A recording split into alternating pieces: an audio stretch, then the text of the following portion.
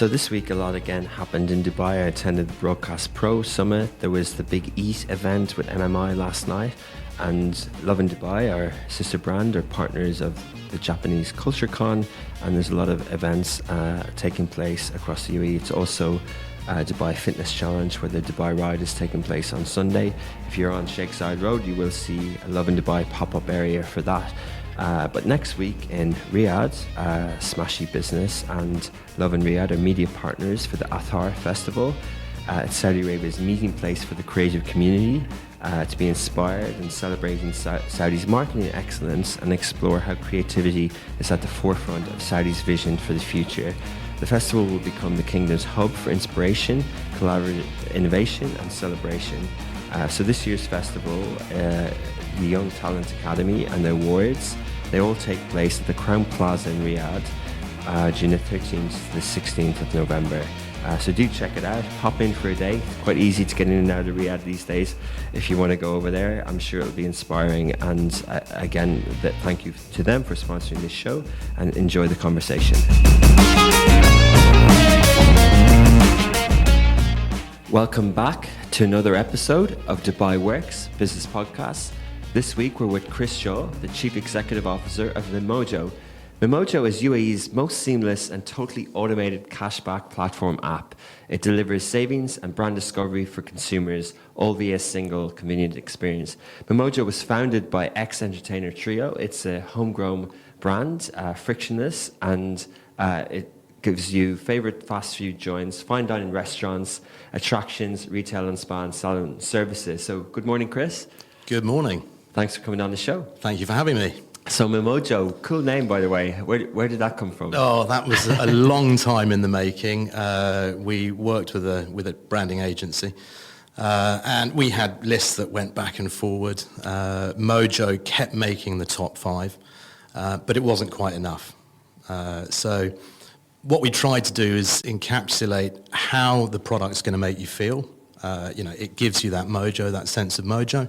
We added the meh, just for a bit of ego. It's mine. It's how it makes me feel. I get my cash back. I feel awesome. That is Mimojo. That is Mimojo. So that's where it came from. Amazing. And when did you start the business? So the business was incorporated October last year, October 22. We had sort of 6 months pre-incorporation where the 3 co-founders were planning and plotting. And there was a period of consultancy with the investors that I did for 4 or 5 months prior to that. Okay, so how did it come about? Where did the idea come from? There's a few things you mentioned there. What was the trigger point? So the trigger point was one question that was asked by the investors who I'd known, I'd had meetings with in the past. And the question was, is there room in the discount space for another player? Now that discount space is a bit of a red ocean, it's a bit of a bloodbath, it's super competitive. And the answer was, yes, there is, if we elevate the technology. So that's the mission that we're on. Okay, and when they say the space, did they mean the UAE or Dubai? Initially, yeah. Obviously, we'll have sort of future plans, but feet on the ground. Let's get it right in the UAE first. Okay, and then we'll see what the future holds. And what is Mimojo then? How did it elevate the technology? So the purpose of Mimojo is to create and share value for all through frictionless experiences. So if we were to compete in this space, we needed to, A, find a point of difference, and B, fix pain points. So my co-founders and I have been in this space for the last decade or so over here. So we're pretty familiar with some of the pain points. So we really boiled it down to 2. One was the friction that consumers undergo, and merchant partners, in fact. And the second was the element of choice and control. So these were the two problems we identified, and if we can fix those, we're in. Okay, and how did you go about that, or how does the app look now that it's launched? Well, let me give you I'll articulate those pain points a bit more. So the friction that one faces, what does that actually mean? imagine you're a consumer. Okay, you've paid for a product, usually for a large sum up front for a year, for example. You want to make a redemption. You have to pull a device out of your pocket. You have to ensure that Wi-Fi is enabled, data is enabled. If you're in the middle of a mall, you need to ensure that geolocation is perfect. Otherwise, you're searching for the merchant that you're in. You've then got to select one of a number of offers that you want to use. Then you've got to put your hand up, declare to all and sundry around you that you're about to use something. A waiter will come over, either put a value to pay into an app or enter a PIN code, perhaps take your device away, write down the PIN code, take a photograph of it, run off to the POS, manually take something off or do a calculation, bring the bill back. It could be wrong. You get into an argument, and I've been talking about that probably for a minute or two, and I haven't even tapped into the merchant's pain. But all that operational headache, having to train staff on various programs that come in, that's a lot of friction. Yeah. So if we can fix that, as I say, we're winning. And the way to fix that is use the tech. The other friction point being the choice and control. Usually what we see is merchants are encouraged to participate for a period of time. Let's call it a year for the sake of argument. And they have a prescribed offer. So there's a sort of a commitment there. So what we want to do is take away that sort of, exactly, and give them a little bit of choice and control back. And the same is true for the customer. Why should somebody have to pay 300, 400, 500 dirhams up front for a year for a product they may not use, they may leave, they may go on extended holiday in the summer. So again, for the consumer, we've given that control back and pulled, we're in 2023, it's a subscription model, it's appropriate. So a consumer after a 2-month trial period pays 10 dirhams a month. If they want to pause for 2 months, they're off home for the summer, no problem. If they want to cancel any time, no problem. Okay, so they pay a minimal subscription, and within that, I mentioned at the start, there's lots of things there. So in a sense, it's a little bit about like a marketplace. Yeah. You have to get vendors and merchants, and you have to get customers. Correct. Which came first? Where in the circle do you dive in? Look, as I said, we've got a decade's worth of experience. We've got relationships with merchants. We've reached out to them. We've got some fabulous partners on board who have, sort of backed us from the outset. And, that's obviously the lure for the consumers, but it's cyclical. We have to keep building our merchant network. That's an infinite task that happens forever. And the same is true on the marketing side. We need to attract new consumers to replace those that may have left, may have paused, may have cancelled. Just keep the funnel full. And so basically, with the branding, with the positioning, are you more likely to lean towards the restaurants, or is there attractions and spas and salons as well, or is it mix?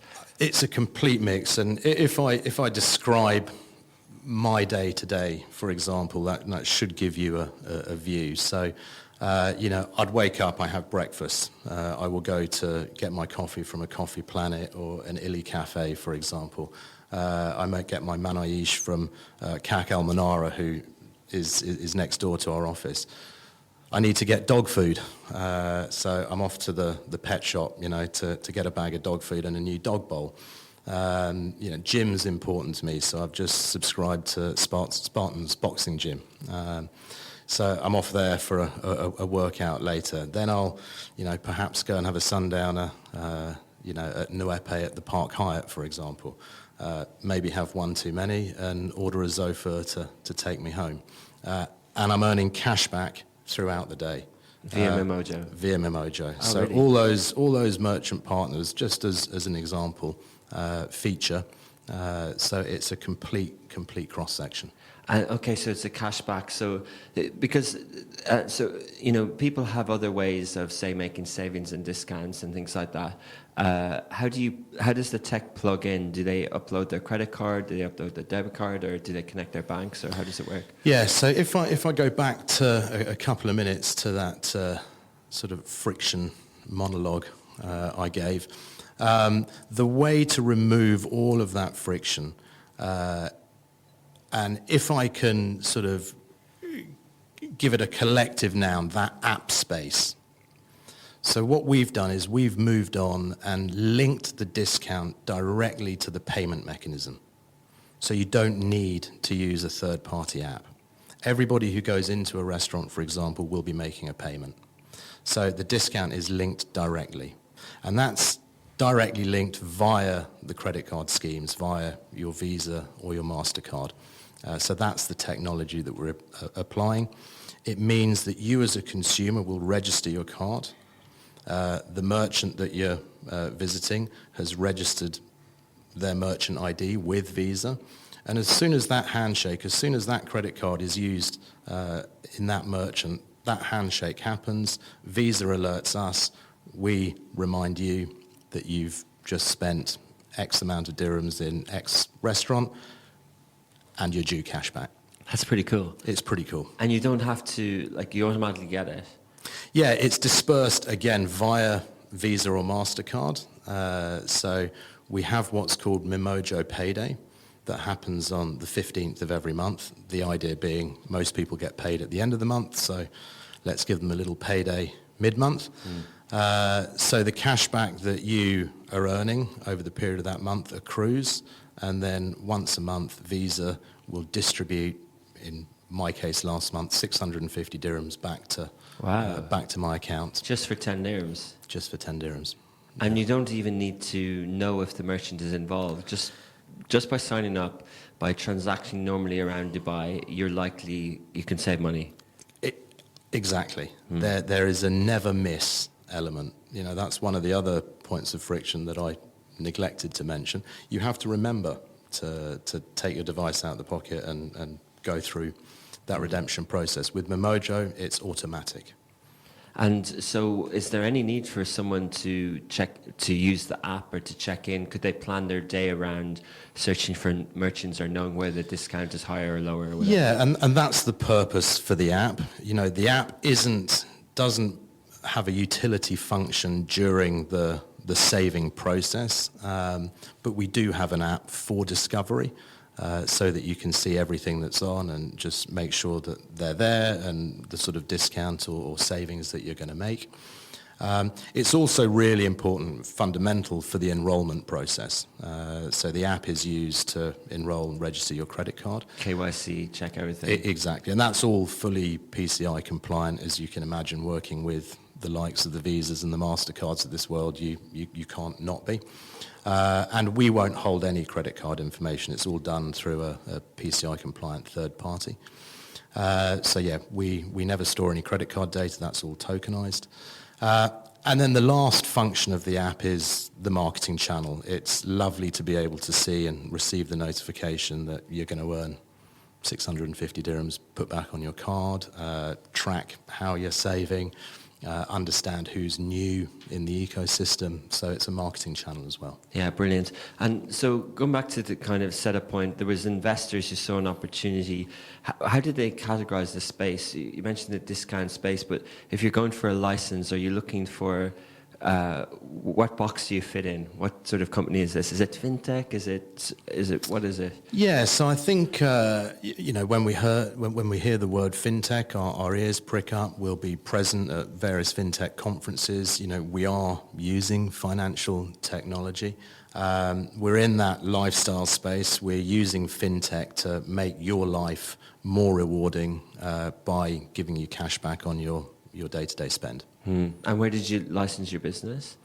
We're in DDA. Yeah. Yeah. So and the activities under that are?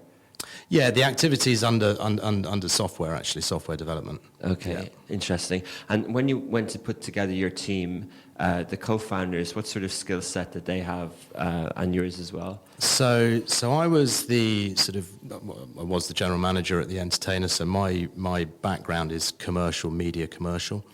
David Ashford, our chief product officer, runs the tech and product side. And Dan Lloyd, our CFO, is the bean counter. There we go. Yeah. So you have someone who's marketing, commercial, business orientated. Yeah. can manage and run a team. You've got the tech, and then you've got the money. Correct. Perfect mix. Perfect. Inshallah, yeah. Yeah. And obviously we've got a management team underneath that manage the various disciplines. Yeah, So. and sort of entering into this with sort of a leadership team in place and entering into the tech world, was significant funding needed at the start, or? Yeah, I mean, we've got super supportive investors. You know, we talk about 3-year plans, 5-year plans. So, you know, it's definitely a long haul. Money is a huge barrier to entry in this sort of, this sort of product. Again, working with the likes of the Visas and the MasterCards, the money involved, the cyber insurance involved, the reserves that are required. It's a barrier to entry. So we're lucky. We've got super supportive investors. And is this sort of private equity, or was it a seed round that you raised, or? No, they're a strategic investment company based in Abu Dhabi. Yeah, okay. And so 1 year in, you just passed, congratulations, at 1 year after October. And so how's it gone so far? So we're 1 year in, and we're 3 weeks old, if that makes sense. We started spending about 3 weeks ago on our ad campaigns. So that was our big sort of outing. As it were. So yeah, we're properly fledgling, but there's so much work has gone into the back end over the course of that year. We're 36 staff now, so amazing. It's quick sizable growth. Yeah. So 3 weeks into it, what's the reaction been? Obviously, the summer's over, so you've timed that well. There's a lot of activities, people are out and about a lot. What's it looking like? Are you looking at the stats each day going, oh, okay, this is interesting? Yeah, I think at the moment it's like, you're sitting in front of a big control panel. It's like, right, dial that one up, dial that one down, dial that. We need a little bit more of over there and, rein that in a bit. So it's as we go. But the response has been terrific. I mean, the response, long before we pressed the button 3 weeks ago has been terrific. I mean, as you said yourself, it sounds awesome. If we're able to articulate that to the industry, what feedback do you expect? It has been awesome. Yeah. So yeah, it's great. I mean, to get an international news agency, for example, contacting us via our customer service channel, which resulted in 4 hours filming in the office week 2, is pretty special. That is good, yeah, amazing. And so going back a little bit to the team, the 36, does that mean that you've done the development and the tech in Dubai, or did you do it elsewhere? Yeah, so it's we've got a tech team in-house. We've outsourced elements of the app development, for example. The other piece of proprietary tech we have, the sort of brain of our business, if you like, is what we imaginatively are called a merchant portal. But that does all the sort of fancy stuff, and so we've developed all of that ourselves and integrated the technology from Visa and MasterCard. Well done, Chris. You avoided using AI there. But brain, I get the idea. But so that is interesting on the merchant side, because you described the frictionless on this side. How have you made it easier on the merchant side as well? So again, if we revisit that sort of monologue, the aim of a merchant partner, a restaurant partner, for example, is to give a wonderful experience to the customer in-house and turn the tables as quickly as they can. So if we remove all that friction piece, you're able to free up all that operational process from the merchants themselves.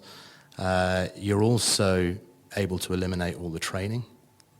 I don't need to know how to handle A app or B app or C app that are all slightly different experiences.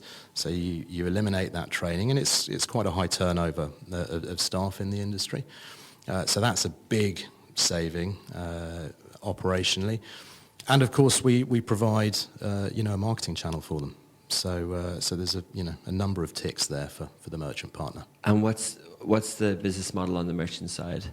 So the merchant would agree a discount with us. We take a clip as our revenue and then publish the rest, which is cashback for the customer. Okay, cool. Is that similar to is that something that needed to be educated on, or did they already have like types of discounts that they work with partners? Yeah, so discount's not a new thing in the market. What we've done is agree a number and work our commission down, as opposed to agree a number and then charge a commission on top.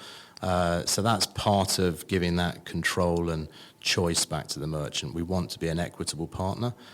We realise that there's three parties involved. There's us, the merchant, and the consumer, and it needs to be right for all of us in order to thrive. Yeah, and so talking a little bit about the market, and just on that point, how sort of advanced or sophisticated are the merchants that you deal with in Dubai on pricing, discounting? Are they flexible? That we've got, say, Prime Day coming up, we've got different occasions and things like that. Are people as flexible with their discounting as they are, as active on it, as they are with their marketing and PR and comms? It's a good question. It is pretty sophisticated. I mean, you think some of the five-star brands that that our industry is dealing with. I mean, these are sophisticated conversations. We've produced, as part of our sort of consultancy with the merchants, we've produced. Our bean counter has produced these wonderful calculators that can model various scenarios so that we can go through those with the merchants. They're able to input their own numbers, so we're not making stuff up and pulling wool over anyone's eyes. It's all sort of co-created. So yeah, I think there's a high degree of sophistication in there for sure. And so discounting in general, what's your view on it? Is it people who want to make savings? Is it people who are being frugal? Is it people who are just generally discerning and generally sensible with money? Your TAM, the audience that you're trying to reach, is it all ages, all ethnicities, all demographics? Yeah, there's a lot of questions in there, so I'll try and tackle them one by one and shout if I've forgotten any of them. Look, I think whether you're a merchant or a consumer, we hear about this cost of living crisis. We know there's inflationary pressures. We know that's sort of felt by restaurants, for example, who have to weigh up whether they pass that on to the consumer or not. So I think there's a need to drive the footfall and keep cash flow coming into businesses. And as a consumer, we live in an expensive city.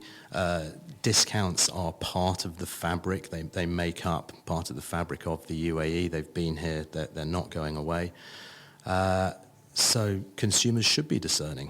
Where can I get a discount? And what we're trying to do is eliminate, that friction around looking around.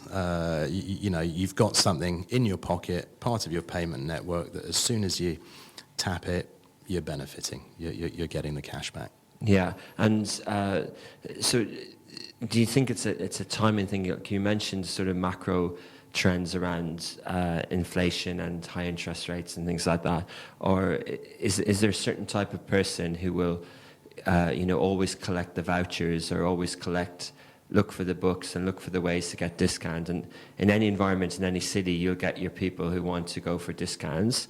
But then now there's people who are just more tech savvy and better at managing money on apps. And so is it two sort of audiences there that you think are your customers? I think if you look at the marketing in this city, every bridge banner, almost every radio ad is talking about either a cashback credit card, a new app, a loyalty program, whether it's your airline programs or your retail group programs. So it's there, it's in our face every day, and people want to make a saving. I think it's really as simple as that. Why wouldn't you if you could? So last part of that question, it's an affluent city. Sometimes people are Dubai bling. Sometimes people are spending a lot of money. There was a stat about, I think, 4,000 millionaires moved to Dubai since the pandemic. Are they your audience as well? They can be. Our audience is anybody who uses a credit card or a debit card and visits places that range, as I said, from fine dining at the Park Hyatt, through to Papa John's, in a mall food court, for example, and anywhere in between. And those people, I'm sure, at some point will shop there. Another point I will mention, the discretion is so important. If we go back to one of those friction points, is volunteering that you're about to use something in public. People don't like that. I'm not saying everybody, but we know on record people don't like doing that. They like the discretion. Imagine the first date that you go out on. Should you be using a visible coupon or what have you? Yeah, not actually paying full price for it. It's a bit taboo. We get rid of that problem. It's so discreet. No one knows. Not even the waiter who you're paying knows that you're using Mimojo. Yeah, interesting. So it is a little bit like, the credit cards, you get cash back as well. So have they been welcoming, because they already have a product kind of like this? How's that conversation gone? It's similar in that it's the word cashback is used, and yes, you as a consumer will go out, spend something and get cash back. But the limitations, and that there are a couple. Firstly, those are issued by an independent issuer. It's one bank will issue their customers a cashback credit card. Mimojo is bank agnostic, issuer agnostic. You can belong to any bank as long as you have a Visa credit card and MasterCard at year end. You can play on our platform. The other element, and this is really important, is you'll see those bridge banners and you'll see the asterisk that says T's and C's apply. And the small print will tell you that it's capped.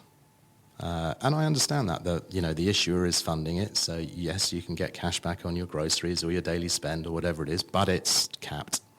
Mimojo is uncapped. So it's, in fact, the only cap on Mimojo is your credit card limit. Okay. That's it.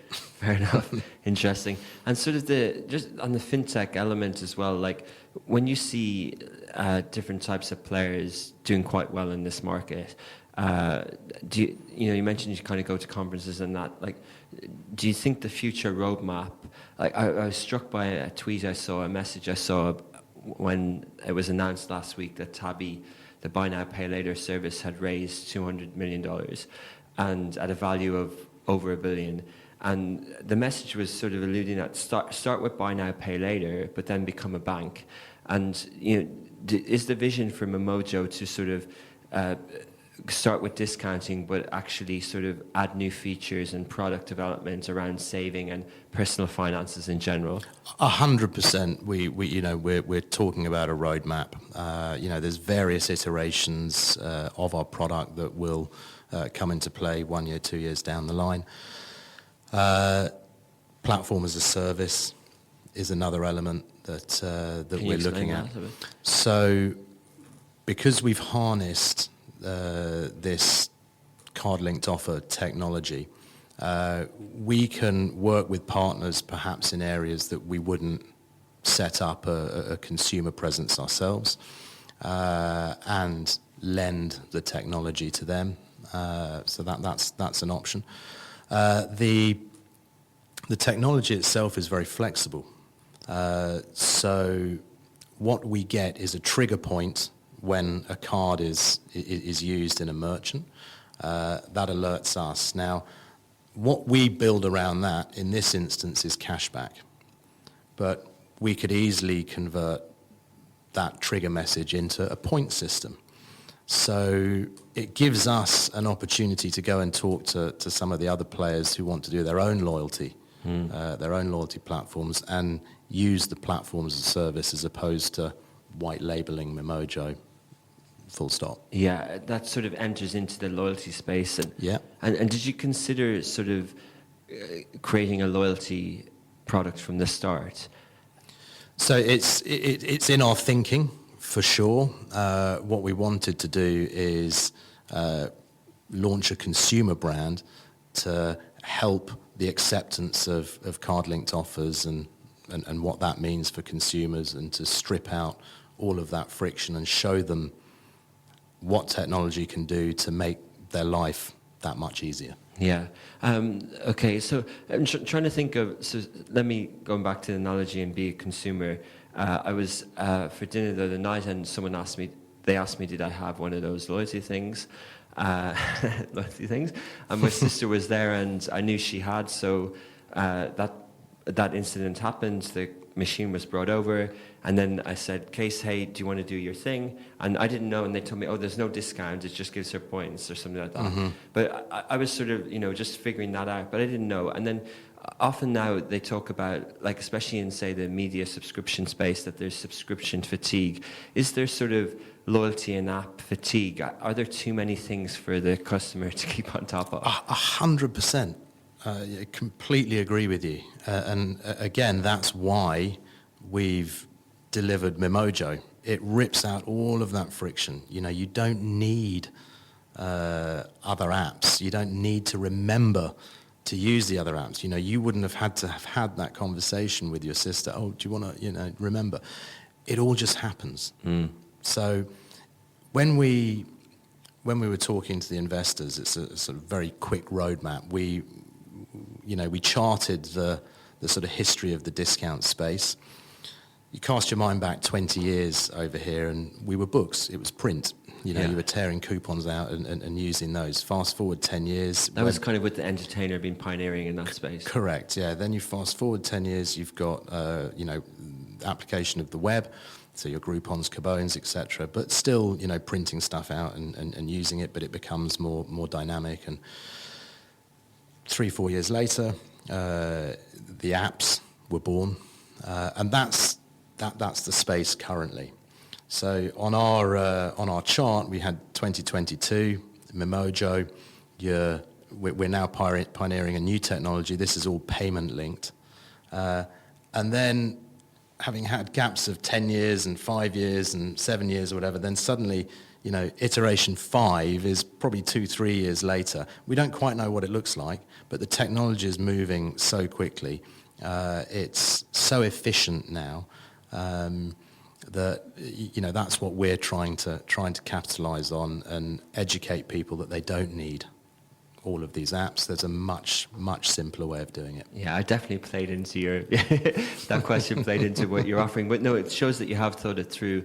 But then there still is companies like that have many chains and many stores and many brands. I'm thinking like the big groups, the Alpha Tames, the Alshayas. They, in their right, they have their own apps and their loyalty systems and things like that. Are they welcoming to something like this as well? Is it a complementary, or is it? Some are, some aren't, and that's the nature of it. We're never going to be the one solution for everybody. I think that's probably the definition of a monopoly, an unbreakable monopoly. So we're never going to get everybody on board, but if there are businesses that are issuing points, for example, that are funded from a central marketing pool, and then we have merchants within that group that are funding cashback for a consumer, there's absolutely no reason they can't coexist. And the same is true for these cashback cards issued by a specific bank. If that bank is funding the 3% cashback and then spend on that card, and then a merchant is funding the balance, you as a consumer win twice. Yeah. And Chris, talking a little bit about the technologies that you, in that fifth iteration in a few years' time, what are the sort of things that are accelerating? We can use a few buzzwords, but what are the sort of things that are making the space that you're in go faster all of a sudden? So it's the buzzword you didn't want me to use, AI. AI will be crucial. It'll start, showing and sharing trends. Banking technology, Crypto, is it crypto. is it blockchain? Is it making things moving faster? People often complain money doesn't move fast enough. So I think all of that there's definitely a move to that, and when you think of peer-to-peer, for example, that's coming. Peer account to peer account. How do we get involved in that? What do we need to do to remain relevant in that space that's so quickly evolving? And those are the sort of conversations we're having behind closed doors and working out what we need to do to stay relevant. But not really telling us right now. We can't we can't share that right now. No. It's just it must be interesting because you obviously enter the market with something, but you kind of have to look at what's around the corner all the time. 100%. 100%. It's If you're not, we've got a quote on our boardroom wall. If you're not part of, I'm going to get it wrong now, but it's like a steamroller. If you're not part of you're going to get flattened. Yeah. So it's I've really muddled that quote. But no, it's fine. But talking a little bit about you mentioned your CFO, the bean counter. Have they worked out? Has he worked out the sort of? They talk about ARPU or CAC, customer acquisition cost, and someone signing up for $10. Is there a path to profitability there? And, And how does that look like? What do you have a number of how many users you kind of need to have? So it's a volume game. We've got 3-year plans, 5-year plans. I won't share numbers of consumers. But it's, as I say, it's a volume game. We need to encourage, those consumers onto the platform. We need to sign volumes of merchants so that they've got opportunities, every part of their day. We want to be, have that share of wallet, whether it's, pet food, whether it's coffees, eating, sparring, holidaying, whatever it is, we want to be involved. And what are the key areas? Like, if you've seen enough data right now, if you think, okay, this area is working, it's delivering, say, 50% of my growth, but I've only tapped a certain percentage of the merchants there. Mm-hmm. Are there things that are pointing towards, okay, if we got more of that market, we'd accelerate the growth faster? Yeah, and I think the big one for us is e-commerce, because the way the technology works, again, it's all about frictionless experience. You go into a shopping cart online, you're putting in a credit card. If that credit card is registered with Mimojo and that merchant is registered with Visa as a Mimojo merchant, it's exactly the same. Your app will ping, you've been shopping on whatever site you've been on, and you've earned cash back. You haven't had to copy promo codes, search for promo codes, paste them into the cart. And those are the experiences that we're seeing with some of the other players in the field. So that's a huge area of focus for us. If we get that right, we really are in your share of wallet. Yeah, amazing. Yeah, that can open up a whole area as well. And then you would look at the major marketplaces, I guess. We would, yeah. For them to take us seriously, they need to have heard about it. We've got a lot of work to do with the brand, but conversations are happening every day. And the same way, out of nowhere, not out of nowhere, but buy now, pay later, we're able to get onto that sort of checkout section of online payments quite easily. So not quite easily, but you were seeing extra logos every now and again. Correct. So yeah. Do you think that Mimojo would be visible like that in a sort of a discounted area? Or? Yeah, we've seen. I was having conversations yesterday with with merchants that want to co-market. We'll promote you, you promote us, and we're promoting merchants all the time anyway by default. So them wanting to to get in on the act with co-promotion is fabulous. It's a message that we're hearing loud and clear, and very happy to be part of. And what about like Apple Pay? Is that possible? Technically? So Apple Pay, if you pay with Apple Pay anyway, it's your card. It's your card. So we're encouraging people to use all the digital wallets. It's that simple. Yeah. You pay. It works. Ping. But it does have to be discounted, right? Like it's not on every payment. The offer has to have some sort of Mimojo discounts? No, it's on every payment that is made by a Mimojo registered card via a Mimojo merchant. So anything on the menu of a Mimojo merchant, discounted or not, is included? Correct, yeah. Okay. So it's not a specific Mimojo discount. We don't broadcast ourselves that way on the merchant's collateral. We feature that merchant. You go in, you spend as normal, exactly what you would normally do. You ask for the bill, you pay, you get pinged that you've earned cash back. Interesting. What, like a text message or on the app? Yeah. Yeah, it's push notification. So as soon as Visa notifies us, that's issued. So we play our own silly little game internally, beat the bank. So you make the transaction, you look at your phone, within 3, 4, 5 seconds, you've received your notification from Mimojo, and it's a good day if that comes in half a second before the bank transaction does. Brilliant. Cool. So just a little bit about competition. It sounds like it's a unique offering, but is there something like this in another market that people would say that's what Mimojo does? Not the way we've done it. Card-linked offers exists and is being used, in certain guises, but not the way we've done it. Again, we're bank agnostic, so we're not linked to a particular issuer. We give cash back, like actual cash back. It's not cash back to be used within a certain closed loop.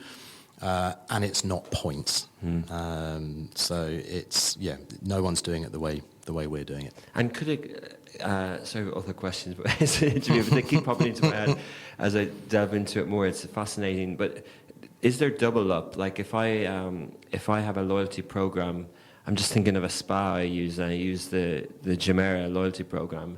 If that was also Mimojo, could I get double up there? No. If they were issuing points or the funding, as I mentioned earlier, was coming from a different route other than the merchant, then there's the opportunity to stack those. But as with any discount platform in the marketplace, you will have heard the phrase not to be used in conjunction with any other discount. Yeah. So if another discount has been used and you're using your Mimojo registered card, then the merchant has every right to reject paying that cash back. Okay, but it's a case by case on the merchant side, or is it sort of built in? So part of that proprietary tech, the brain I was talking about, the merchant portal, so that operates live every time a transaction happens. That will feature on their merchant portal, so they get all the information they need, time, date, stamp, etc., value, person, amount, what was cashback, etc., and then they have the ability to approve or decline. And that's really important because in retail, for example, legislation allows up to 14 days, for example, for returns. So you can't issue cashback for something that's going to be returned. So that's why we've built that control in. And if the example you use, the Jumeirah Spa discount has already been applied, then they will just decline that cashback, and you'll have a lovely notification from us saying, "Sorry, we've rained on your cashback parade." Because it would double. It would be too much of a discount for the merchant. Correct. Then. Yeah, and it goes back to that control and choice of the merchant. We're trying to work with the merchant within boundaries that are acceptable to them. Our experience tells us that that prescribed offer for a certain period of time is too much. They need that choice and control back. So if you start parking discounts on top of each other, it just destroys the purpose. Yeah. I want to ask finally about market entry and expansion, but before we finish, I couldn't not but ask you about the entertainer and the 2-for-1. The entertainer seems to be repositioning back to the core of what it was in a digital way. Do you think that that's still got traction and appetite in the market? I think they've got a fabulous brand. Donna's back at the helm. She's going to breathe some new life into the business. She's made no secret of why she's gone back. I think she described it best. She's in her lane. She's sticking to her lane. There's lots of sort of distraction around that. Other people in their lanes. So I wish her the best of luck. Yeah, brilliant. It is good that these brands sort of stick around because we know them well. And I guess, as you said, if the positioning is clear, there's room for. Correct. I love the analogy of the Red Sea, the bloodbath. Like that's quite intimidating. But yeah, and then sort of market entry as well. Like, is it too early to be looking at other Emirates or other countries?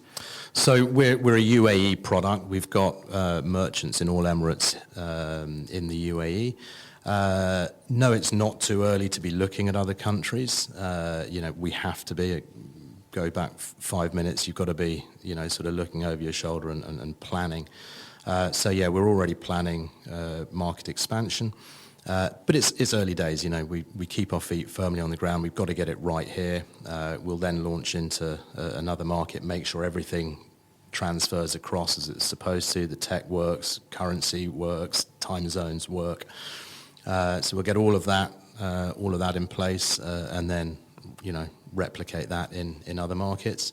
The technology I've touched on, platform as a service, that could give us opportunities in markets that we'd never be able to service a consumer proposition ourselves, or may not want to.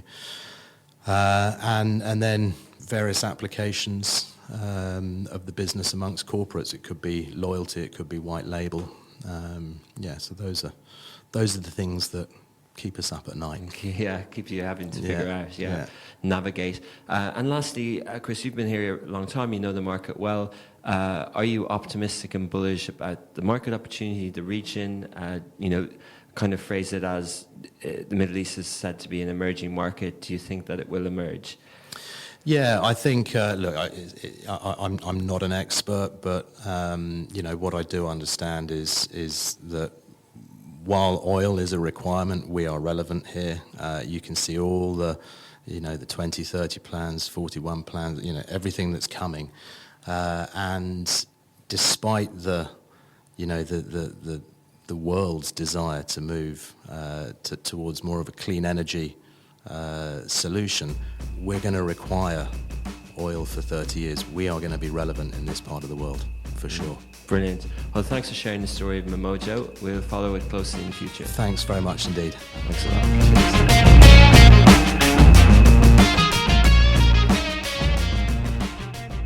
Well done to Chris and team. It takes courage to launch any offering of that magnitude into the market, and they seem to be doing a good job. I haven't checked it out yet, but I will for sure now after listening to how the Mimojo offering works. If you like that, there are different conversations on fintech in the past. Last week we had Pluto. In the past we've spoken to former CEO of Entertainer. So you can check back through the almost 250 episodes now of Dubai Works Business Podcast if you like that one, and get some tips. Maybe you want to launch another competitor to those guys. They won't like me for saying that. But thank you to our producers, Ali Khalil and Mohammed Hesham. This is a Smashy Business production, part of the Augustus Media Podcast Network, and also to our partners for this episode, the Athara Festival. I mentioned them at the start. There's a festival of creativity taking place in Riyadh next week, I should say. And we'll be back again next week at 11 a.m. on Friday mornings, where the episode goes live on the smashy.tv website, mobile apps, smart TV apps, and then it gets pushed out on this podcast in the afternoon. You can read about it on Lovin Dubai on Saturdays, and you can follow the clips from the show on the Smashy Business social media channels, along with all the other tech startup news across the region on Smashy Business. Have a good weekend, and speak to you again next week.